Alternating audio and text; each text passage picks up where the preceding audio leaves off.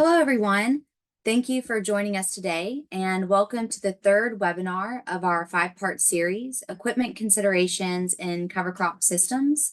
My name is Olivia Caillouet, and I'm a Soil Health Program Manager with the University of Missouri Center for Regenerative Agriculture. I'd like to introduce my colleagues, Erin Gundy and Anne-Marie Calabro, who work at the Soil Health Institute. We three support the education component of Farmers for Soil Health. The purpose of this series is to provide farmers, crop advisors, conservation professionals, and others interested with information related to equipment considerations in cover crop systems. We're specifically focusing on spring cash crop planting following the use of cover crops. Farmers for Soil Health, or FSH, is one of many USDA-funded climate smart commodity projects. FSH is a collaborative initiative among commodity organizations, the United Soybean Board, the National Corn Growers Association, and the National Pork Board, with a goal to increase cover crop adoption. This specific project provides an incentive to farmers who are new to planting cover crops or who have been planting covers for many years, as well as offering a sustainability marketplace to connect the farmer to the supply chain. State-level commodity organizations working across 20 states, stretching from North Dakota to the East Coast, are involved with FSH to provide local technical assistance and outreach planning. FSH has also developed a website full of resources and information helpful to any of you working with farmers, or if you're a farmer or landowner. You can learn more about FSH at farmersforsoilhealth.com, and Erin will drop that link in the chat for us. And for your information, the deadline for enrollment of 2023 fall planted cover crops has been extended to March 15th. Then enrollment for 2024 fall planted cover crops will be open in March as well. During today's presentation, we will be discussing equipment considerations with Michael Vidito from Washington County, Iowa. Then the next two parts in this series will be a similar format as today's, where we'll be joined by farmers as we watch their videos about their equipment setups in Illinois and Missouri, along with an open discussion every Thursday through March 14th. At this same time, 11:30 Central or 12:30 p.m. Eastern. Lastly, a few items about today's event. This presentation is being recorded, and after the webinar series concludes March 14th, a final email will be sent with the webinar recordings, which will be posted to the FSH YouTube channel along with the final feedback survey. As questions come up throughout the session, please put them in the Q&A. You can upvote questions that you'd like to prioritize that we can cover live. We'd like to make this as interactive with Michael as we can. So we're going to try utilizing the raise hand feature in your Zoom toolbar so you can come off mute to ask questions. And if you'd like captions on, you can enable them by clicking the three dots on your toolbar and navigating to the captions. Be sure to hang on till the end for information related to the one Certified Crop Advisor Continuing Education unit for attending this webinar. And with that being said, I'm excited to introduce our guest. Michael Vidito is a third-generation farmer from Washington, Iowa. Michael farms with his father, Denny, and sister, Ann. The Viditos raise corn, soybeans, cereal rye for row crops, as well as pastured Finnish beef and pastured laying hens, as well as confinement pork. They have been no-tilling since the 1980s, and the cover crops were brought into their operation around 2013 to address soil erosion issues on their land that has steeper slopes. Cover crops have increased over time on their farm, with 100% of the row crop acres having been cover crops since 2019. And during this time, the Viditos have leveraged the weed suppression capability of cereal rye to reduce herbicide use by over 60% in their corn and soybeans. As part of the Farmers for Soil Health project, we were grateful to have been given a tour of the Vidito farm and have Michael share his thoughts about their planting equipment in two short videos. We'll start by streaming part 1, and then open it up for questions, and let Michael share a little bit more about their operation. And if time permits, we'll stream part 2 and then follow that up with questions. With that, let's watch Michael's part 1 to get our gears turning about equipment considerations when planting cash crops after covers. And as questions arise, go ahead and put those in the Q&A feature so we can prepare for our discussion with Michael. And we'll get that video pulled up for us.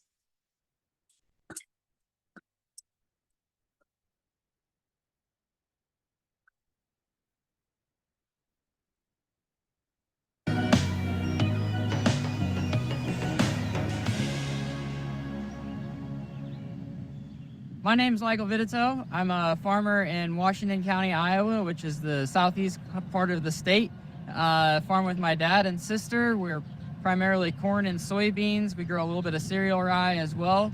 Sometime in the mid 80s, late 80s, sometime in there, Dad and Grandpa got started no-tilling. I've been doing it ever since. And then we started cover cropping in around 2012, 2013. And slowly kind of ramp that up as we learn more about it. And we've been 100% cover crops on our operation for the last 3 or 4 years. So we just have a standard Kinsey 3600 with 3000 series row units on it. We've made some changes to this thing over the years from when we were just no-tilling to compared to now when we're planting into rye. So it all starts up front with the row cleaners. We've got the Yetter Shark Tooth row cleaners on short arm floating row cleaner setup. And what we're trying to do with that is just manage whatever residue we have in the row that we're planting. So whether it's corn stalks or soybean stubble or cover crop, green cover crop, it could be last year's cover crop, it could be a number of different things. We're just trying to brush that stuff aside so we can have good soil, seed to soil contact in our row and not have a bunch of residue hairpinning. But we like these row cleaners because we're able to adjust uplift or down pressure with the clean sweep air cylinders depending on what conditions we're planting into. So heavier residue, we might need to be pushing them down a little bit. Lighter residue, we might be picking them up a little bit. So we've got flexibility on how aggressive we can be with those row cleaners, and they do a really good job of preparing the row for the rest of the row unit. So behind the row cleaners, we just have your standard double disc openers on the Kinsey 3000 row units. So nothing super fancy, just double disc with standard gauge wheels on the side. The big thing about the openers is this row unit is controlled down pressure from the hydraulic downforce up here. So we've got an Agulator shore force system on here. So if it's wet conditions or wetter conditions, we might be picking up on the row unit. And that'll be happening in order to avoid having sidewall compaction from the openers and the gauge wheels. So we're just trying to, if it's wet, we're just trying to barely ride that row unit across the field and slip the seed in there and get it closed up. If it's drier, it might take a lot more down pressure to get the row unit to go in the ground. So we've got the ability to fine tune that from the cab on the go. It'll change depending on what conditions we have in the field. That's been a big deal for us as far as being able to consistently plant the crops in a number of different conditions. We haven't always had that. We just got that a few years ago. Prior to that, we had springs. So we were pretty much just running minimal down pressure on the springs all the time to avoid sidewall compaction. Coming to the back of the row unit, we've got our closing wheels. So we just have the standard closing wheel tail, but we did switch the closing wheels out to these Copperhead furrow cruisers. We also have some Yetter twisters on a couple rows. Both closing wheels work really good. Previously, we had Martin Spades, the full spike closing wheels on there, and we had to run them and float all the time because anytime you put any down pressure on them, they just buried themselves and started popping the seeds up out of the furrow, especially in damper conditions. So we've had really good luck with these closing wheels. They work in a number of different conditions, from full tillage all the way to no till and cover crops.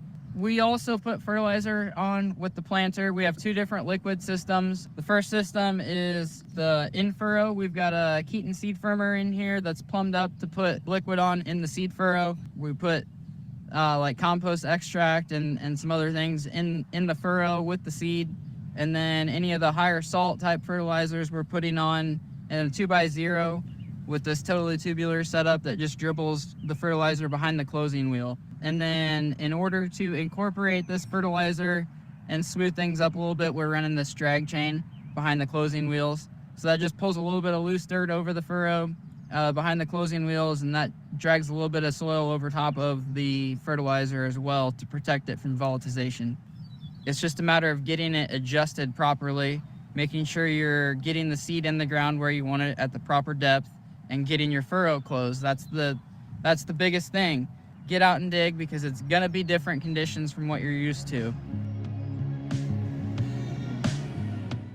Well, that video had a lot of great information, Michael, and I'll pass it over to you to say a little bit more about yourself and your farming operation. All right. Well, first of all, I would like to thank everybody for having me here today. Yeah, it's been a pleasure. Okay, so I'm gonna see if I can get my screen to share. Now it seems like we're in a little bit different of a deal. There we go. Share screen.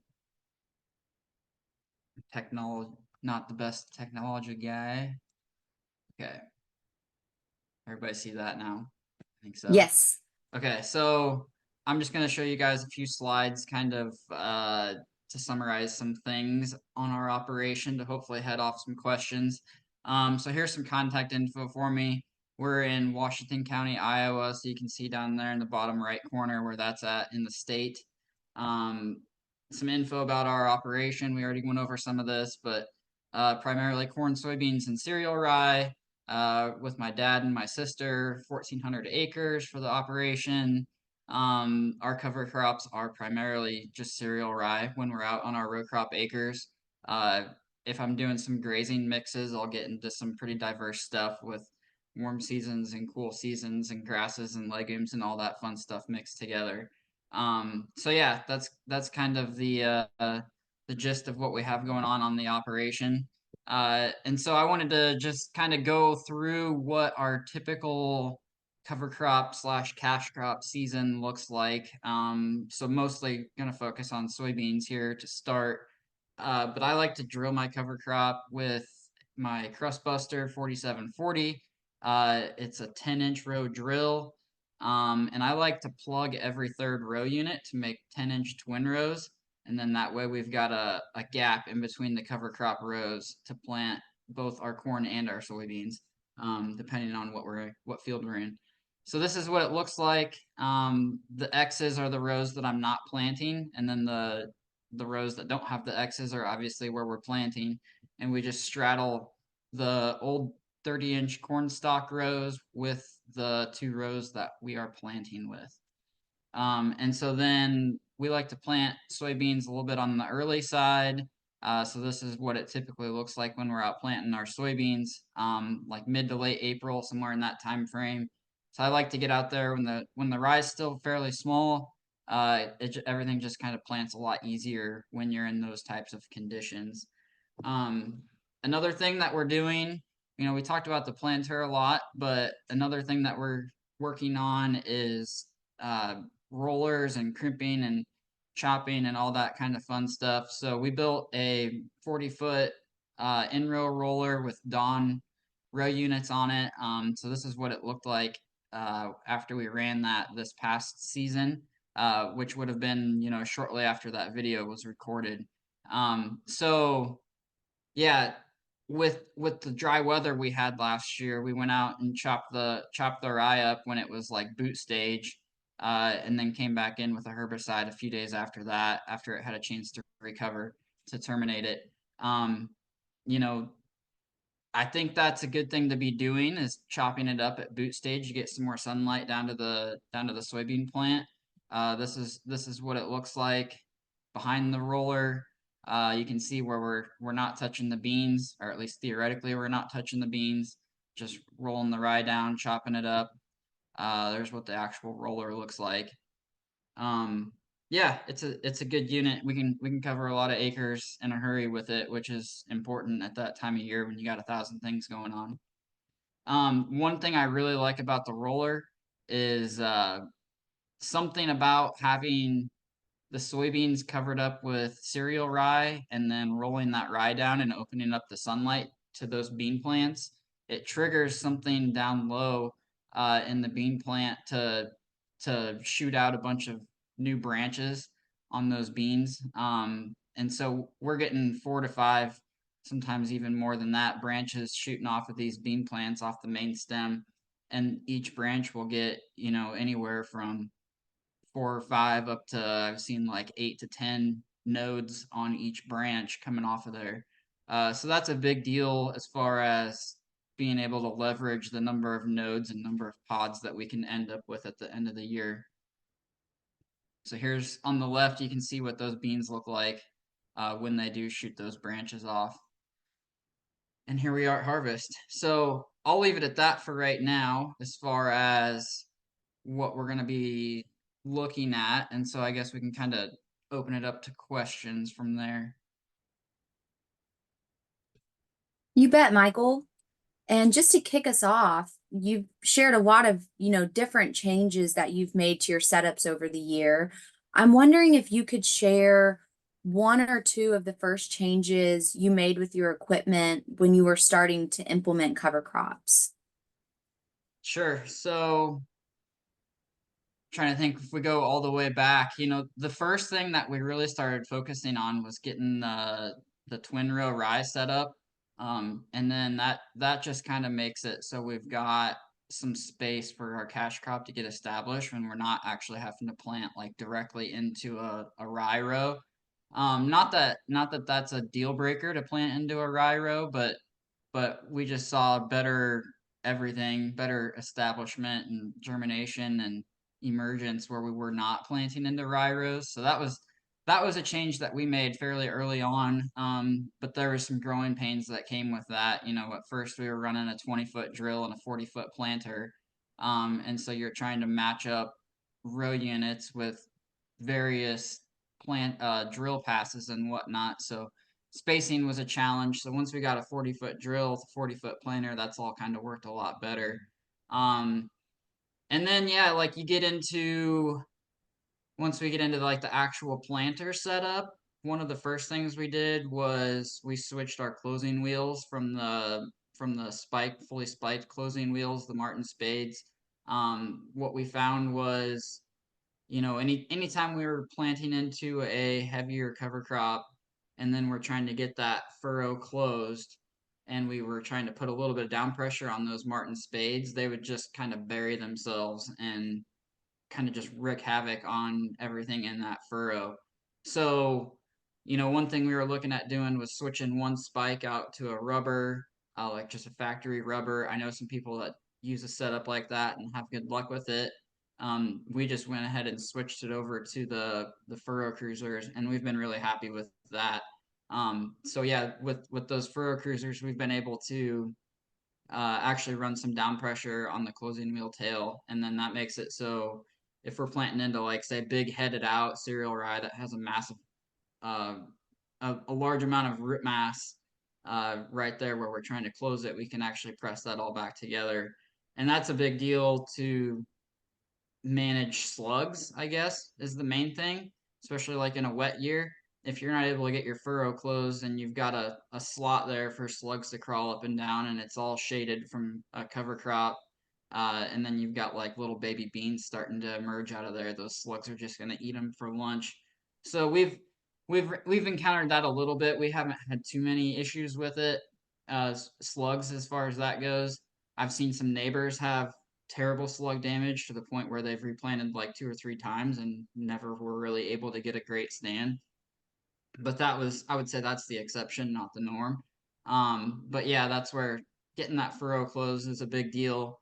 And then that's part of the reason why I like to leave the rye alive. Don't terminate it until those beans get up and running.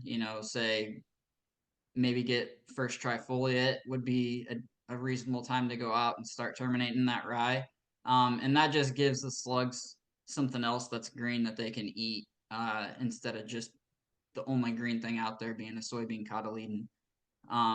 So yeah, that's kind of what we started with. But yeah, like on the video, I touched on the downforce system on the planter. When you've got box seed planter, that box weight is going to always be varying, whether the box is full or empty. So you've got, anywhere from 0 to 60 pounds or whatever extra downforce in that box, and that's going to be varying from empty boxes to full boxes all day long. And so if your down pressure system is just a spring, I'm sure if you guys plant with the box planter and springs, you're very familiar with this. It's only going to be correct down pressure, every once in a while. So it's always kind of a uh, just get it close enough type thing. So when we switched to the hydraulic downforce, that just kind of took that issue and made it go bye-bye. And so we're able to then, have uplift on the boxes at times or extra down pressure on the boxes. And, sometimes like if we've got a few rows that are running in a sprayer track or an old manure track or something like that, they take a little bit more down pressure, and other rows are running like somewhere that hasn't been driven on for probably years at times, and then those rows are going to be picking up because the ground's softer. So we get, various down pressures across the planter instead of it just being, one even down pressure setting. So it really opens up kind of what you can do, and it's amazing to see how that type of a system works. So yeah, those are some big deals that we've some big changes that we've made as far as like actually getting the seed in the ground with the planter. That's really helpful, Michael, to hear what works on your operation. And, as you've said in one of your videos, it's not a one size fits all, and what works on your farm might not work on someone else's. We had a question come in wondering why 30-inch versus a narrower row for soybeans. So we used to have a twin row planter, a Great Plains. Um, we owned it with a neighbor. It was a 60-footer, and it got to the point where we were gonna have to do a major rebuild on it, and we kind of decided that it wasn't going to be worth the effort to do. So we ended up just started planting our beans on 30-inch rows, and that way we just use the same planter for both corn and soybeans. And then that makes it easier to justify spending those extra dollars on that 30-inch planter to get the fancy down pressure, downforce system, and the electric drives and all that type of stuff. So that's a chunk of it. The majority of our acres are fairly flat, high prairie type ground. So in that type of a situation, 30-inch rows are going to be a pretty solid option, as far as just not necessarily needing the narrow rows for a number of reasons. So yeah, that's a big reason for us. We're able to just simplify things, have one planter, and then the majority of our acres are conducive to 30-inch row beans. So that's, kind of just the direction that we went. And then we're also able to, we've got liquid fertilizer plumbed in on that planter. So if we want to put some liquid fertilizer on, we're able to do that with that planter as well. And while we're on that topic, Michael, Brian was curious with the 30-inch row soybeans, how's the weed pressure? Well, I mean, if we look at, some of these pictures, let me see. I mean, yeah, I don't have a ton of pictures about, well, here, I'll go ahead. I've got some actual weed pictures here for you. Here you go. Here's one. So this is where weed pressure is going to vary greatly on how you manage that cover crop, uh, come termination time. So you look at this picture, you see the left side, there's hardly any weeds. This field only had a Roundup burn down pass to kill the rye, like what I discussed earlier. It hadn't had a post pass yet. But you can see on the right, there's a lot more weeds growing over there. The beans are a little bit bigger as well. But that is an area that got burned down. I think it was like 2 weeks earlier than what the rest of the field did. It's next to a field where we had corn, and I had a little bit of extra herbicide in the sprayer. Went out and sprayed the rye on the edge of this field just to get the sprayer emptied out.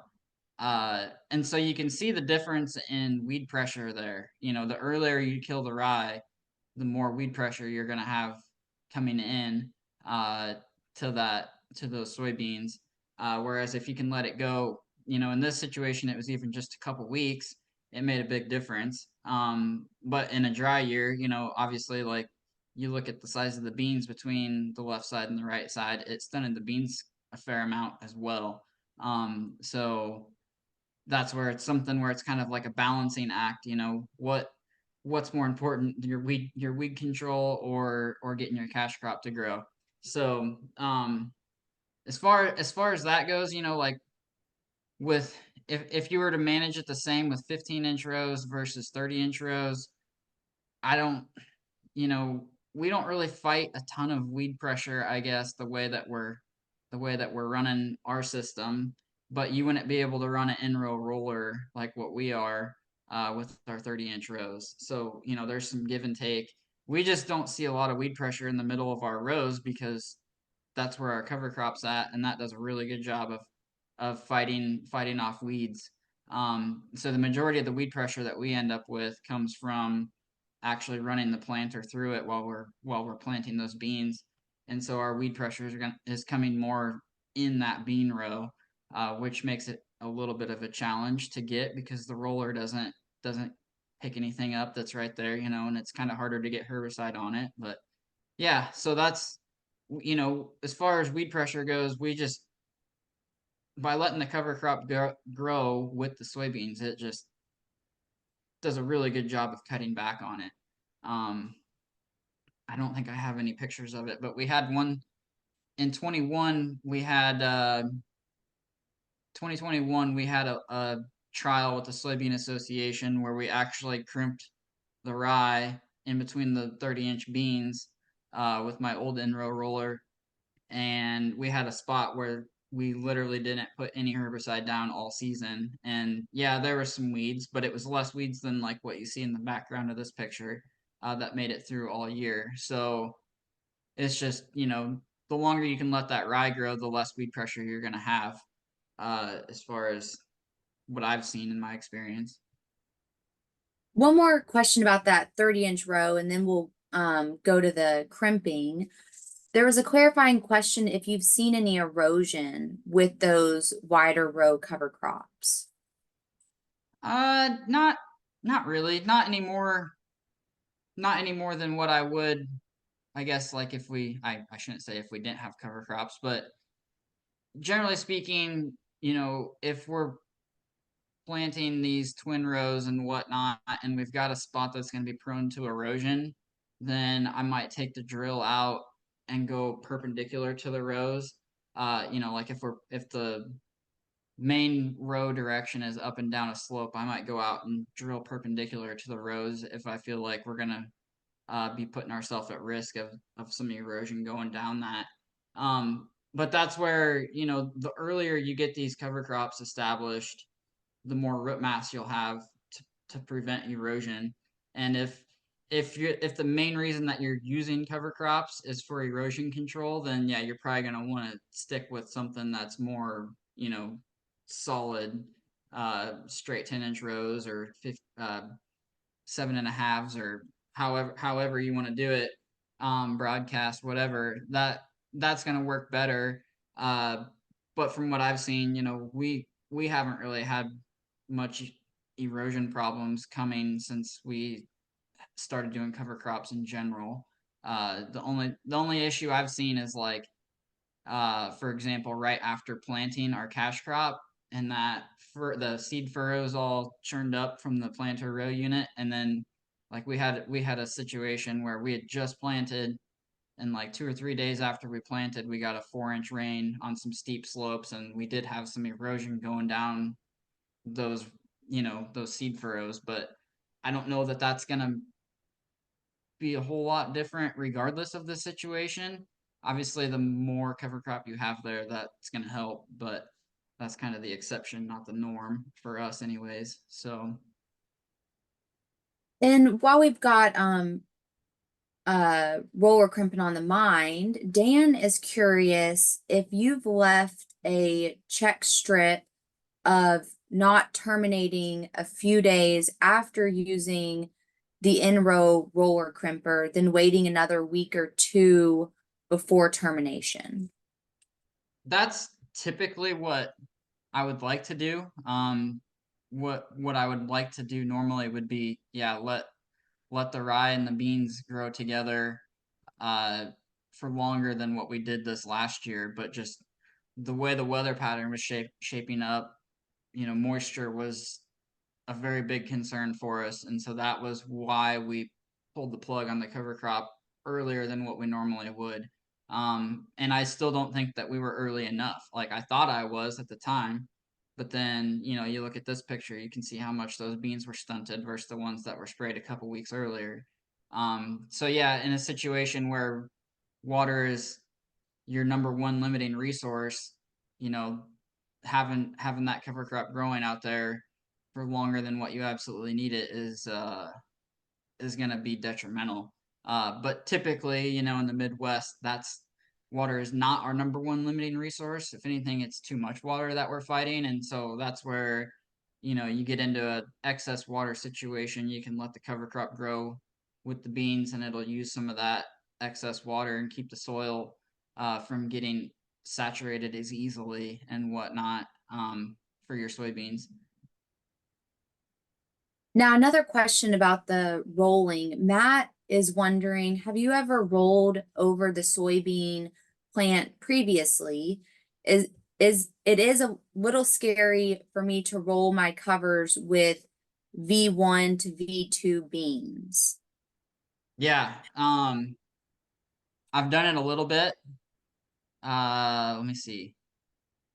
Oh, here's the one I was talking about earlier. Okay. Here's an example.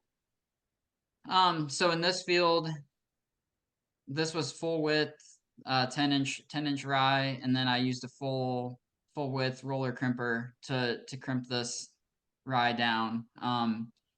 But these beans were not emerged yet. Now the year before I did the same type of thing, but the beans were getting pretty tall by the time I got in there with the roller.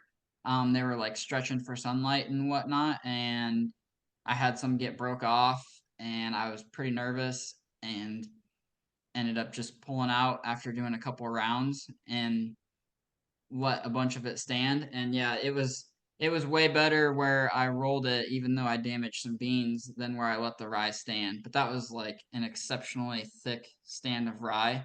But that's where you got to watch for. In my head, you need to watch for what your beans are looking like. If they're starting to get tall and spindly and reaching for sunlight, then they're going to be a lot more prone to damage with a roller. Whereas, like, if they're just kind of starting to come up and they're not really fully extending for sunlight, or if you've got, say, a little bit thinner of a stand of rye that's going to let a little more sunlight through it, then your beans might not get so leggy so quick. But yeah, like that one experience that I had with it, it made me nervous enough that I'm like, I don't want to make that a part of my program every year just because it felt super risky. And yeah, I mean, it ended up working out all right, but it felt super risky. And so that's where, we were already playing around with the twin row stuff. And that was where we kind of just made the decision to switch everything to the twin rows and focus on the in row roller.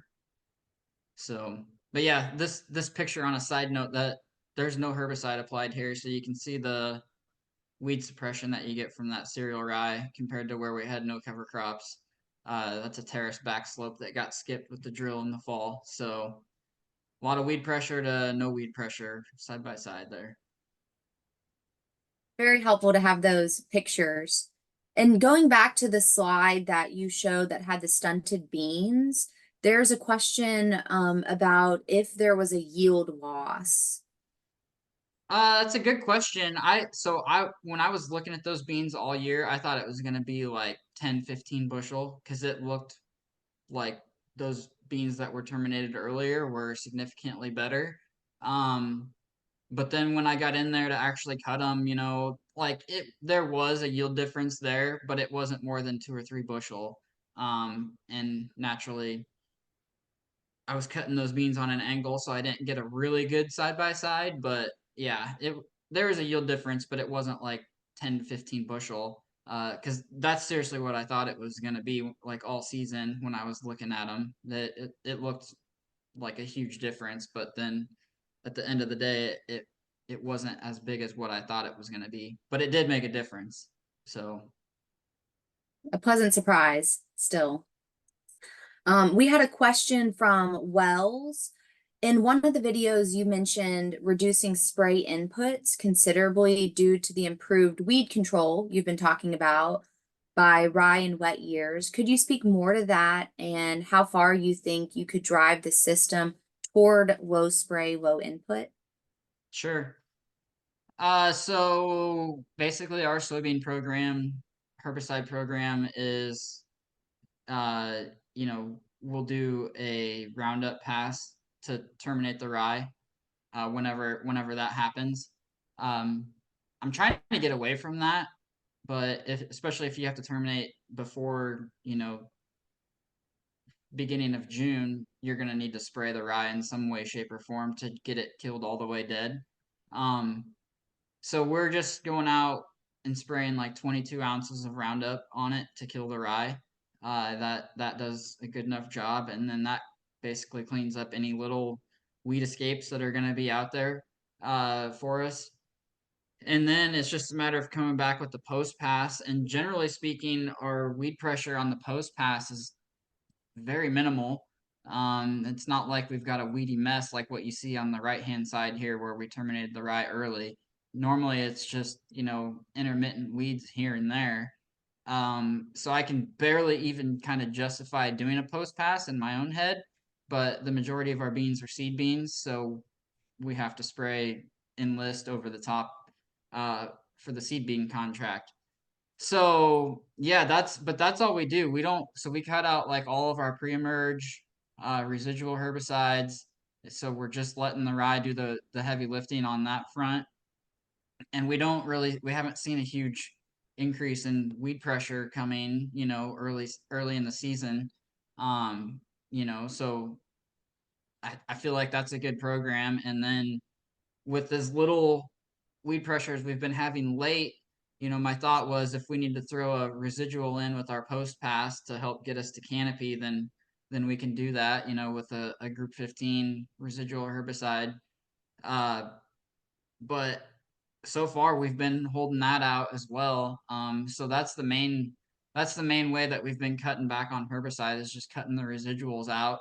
And yeah, I feel like, if I really had my back up against the wall, I could probably just cut that post pass out as well. And that's where like it's almost like why don't we just switch to organic and then we could just get a weed zapper and have relatively clean beans and you know get a lot more dollars for them. So I think it just depends on what your context is and what your goals are.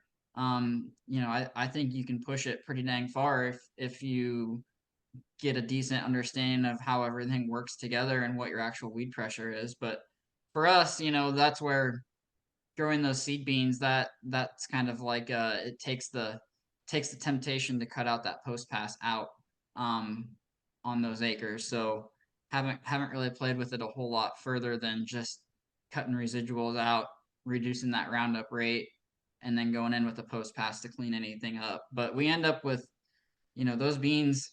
Let me see if I can find some pictures here. Go back to it. Uh, you look at these beans, you look out across that, there's really no weeds out there to be found. So And Yeah, that's super helpful, Michael. Another topic that we've gotten a lot of questions about, and you mentioned in your video too, is the hairpinning. What do you do if you notice your planters having issues with hairpinning? So what do we do if we've got problems with hairpinning? Let's see. I'll go back to this one. Um, you look at this picture here, and you look down those rows where we just planted. So the planter had been through there, and you can see there's still a decent amount of residue there in the row. That's where it depends on if you're talking about planting corn or talking about planting soybeans. Soybeans, if there's some residue that gets mixed in there, I don't think it's that big of a deal. They're pretty forgiving. Um, but we do try and like it's a balancing act between putting enough down pressure on those row cleaners to push them down and actually make sure everything gets pushed out of the way. Uh, but we don't want to push them down so far that we're brushing away that top layer of soil. That's where the warmest soil, the fertility, the biology, that's all right there in that layer. So we don't want to push that out of the way, and then that's going to make the field rough for future years as well.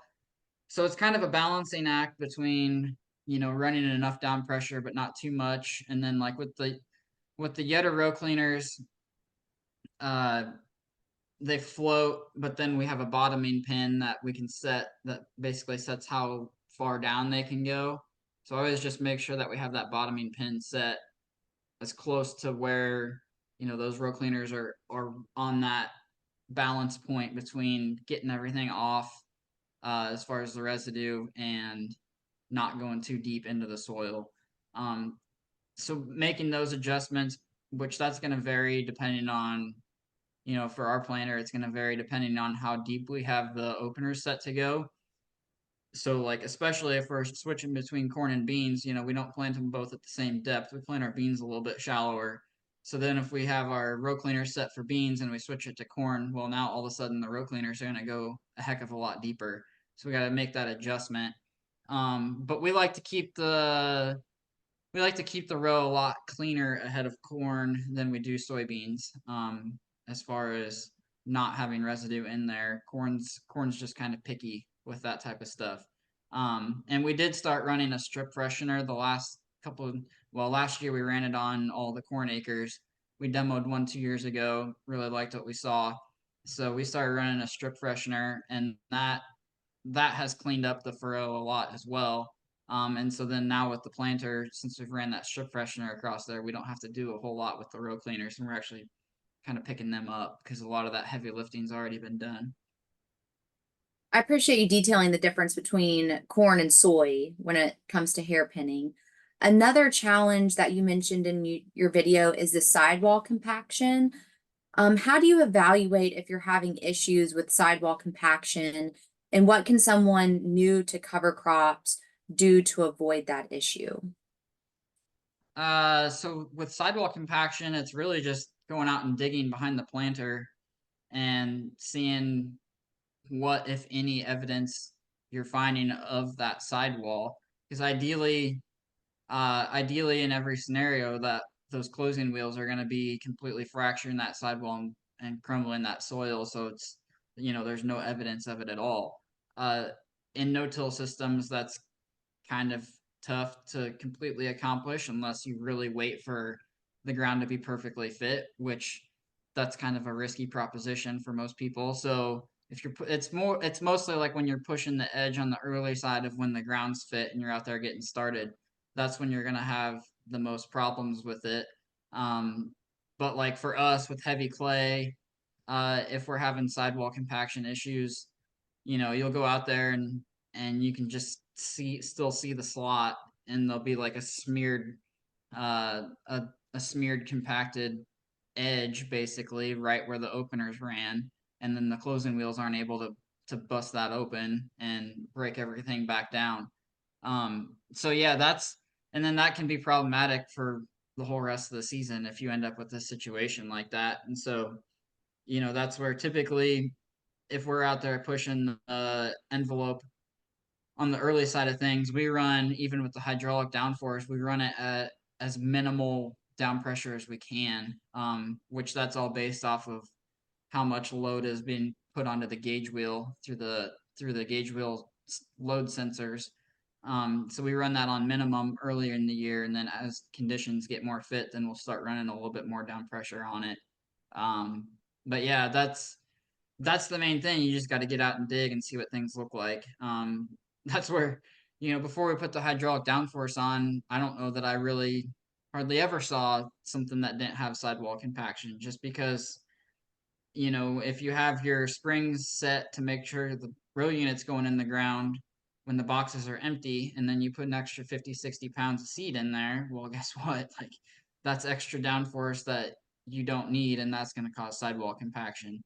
Not that that's the end of the world, but it's not going to help matters, that's for sure. So Yeah, that was a great closing statement in your first video, to get out and dig. We're not going to have time to stream the part 2, but I encourage everyone to go check that out on the Farmers for Soil Health YouTube channel. Related to part 1, you'd mentioned your air seeder.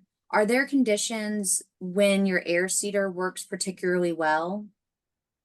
we don't have an air seeder, so Oh, okay.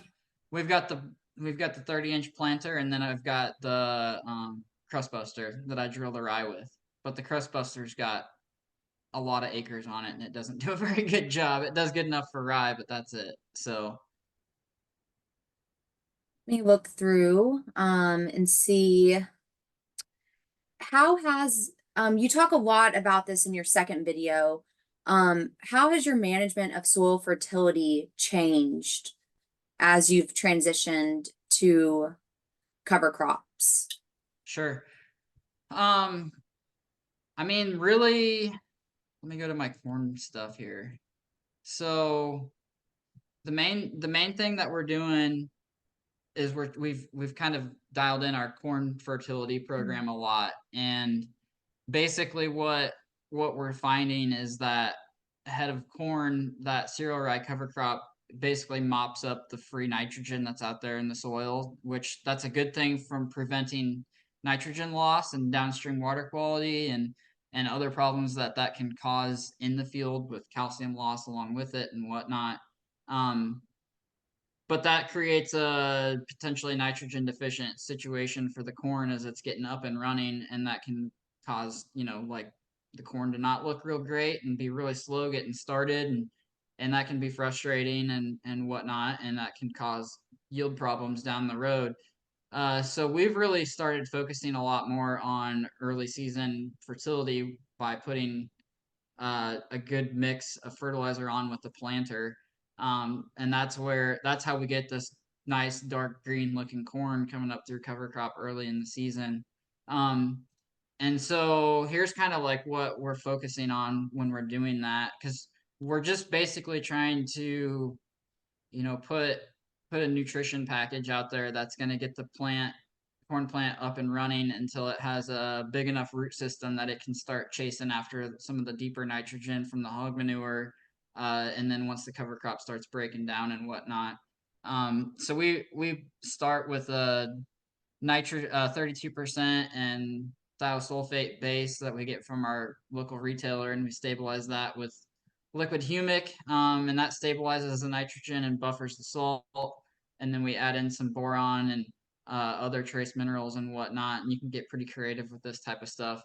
That's where planter liquid fertility is.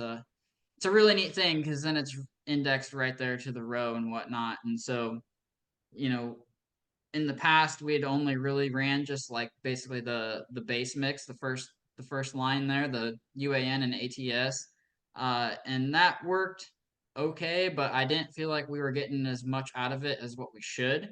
And then once we started utilizing some of the other add-ons, especially like the humic and whatnot, that really started making everything work a heck of a lot better.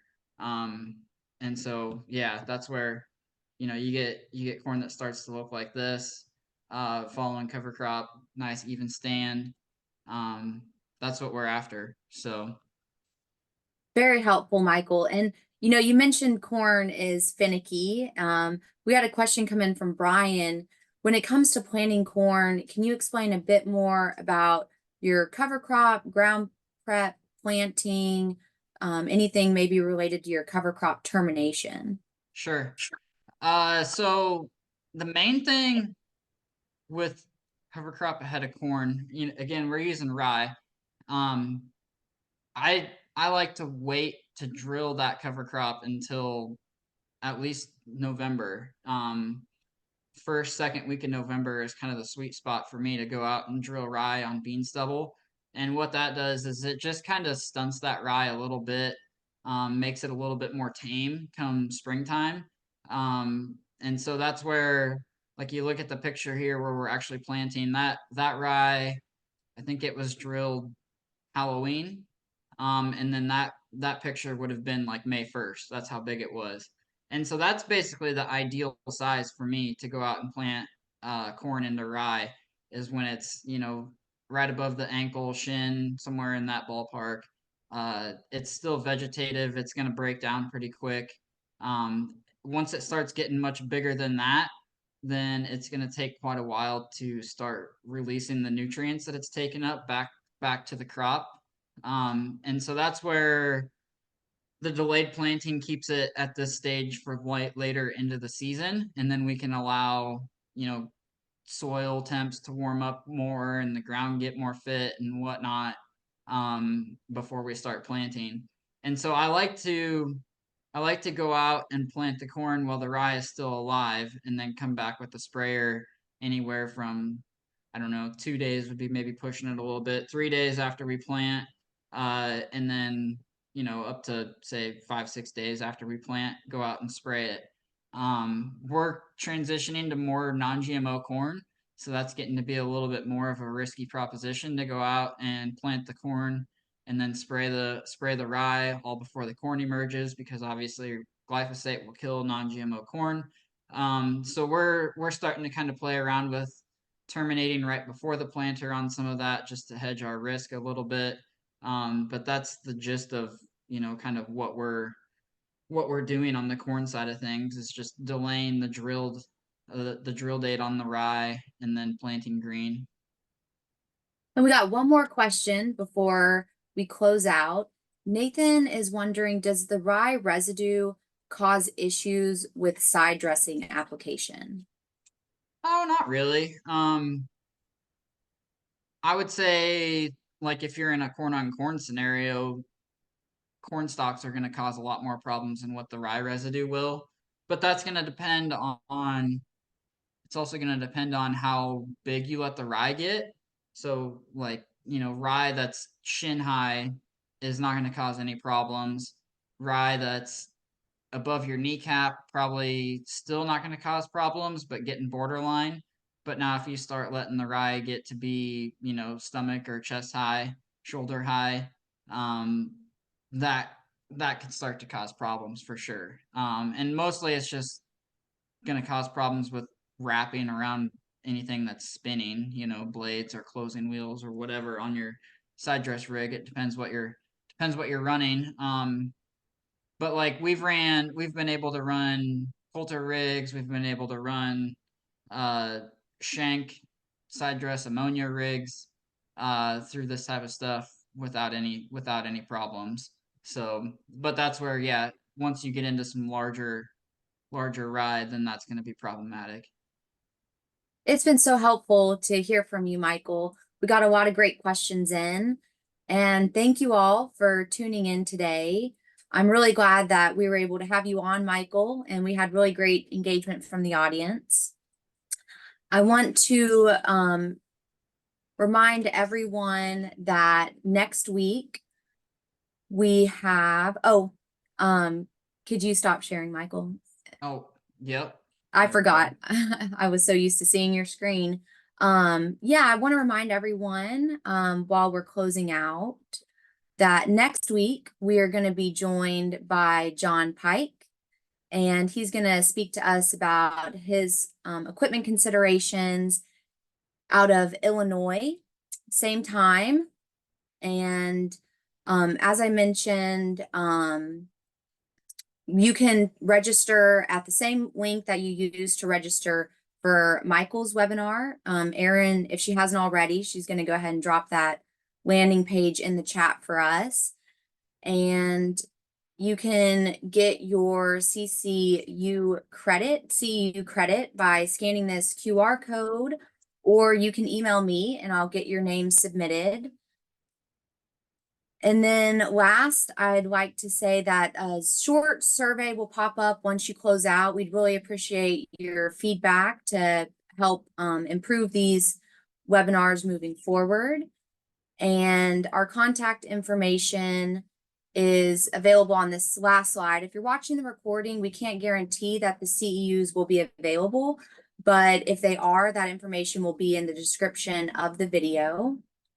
And you can contact us here. Michael shared his contact information earlier in the presentation.